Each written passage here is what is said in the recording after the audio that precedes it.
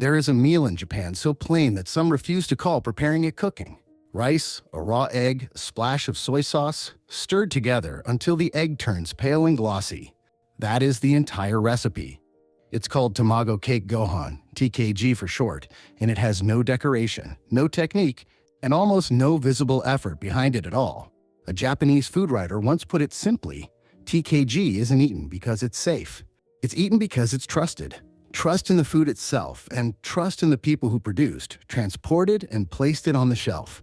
So much of how Japan expresses affection runs through indirection, a way to communicate something without saying it out loud. TKG runs in the opposite direction entirely. It's what gets served once the performance layer is removed.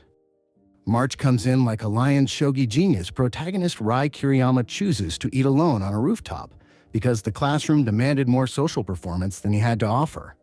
Hachiken, from Silver Spoon, has almost the reverse problem. A city kid who enrolls at a rural agricultural high school to get away from family expectations he can't live up to. He watches a chicken lay an egg early on and is horrified to learn exactly where it came from. The first time he's served TKG, he watches a girl crack her raw egg over rice and actually tries to stop her from eating it. Hunger wins out by dinner. He finally tries it himself, bursting into tears over how delicious it is. TKG never changes across the episode. Hachiken does.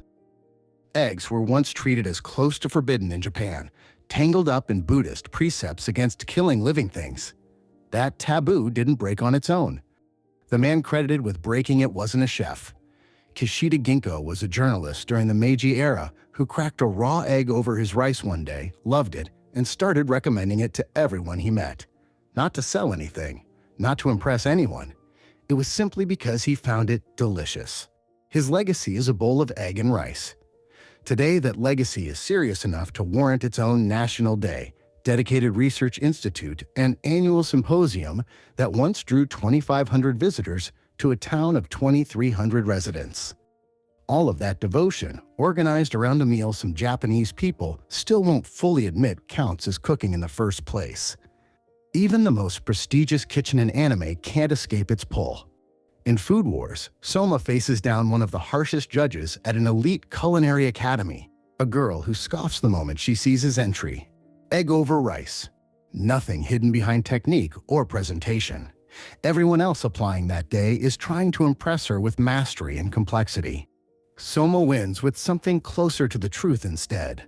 A meal built on TKG's foundation, forcing open a door nobody expected an outsider to pass through. The rooftop was the one place in a heavily watched building where nobody was looking.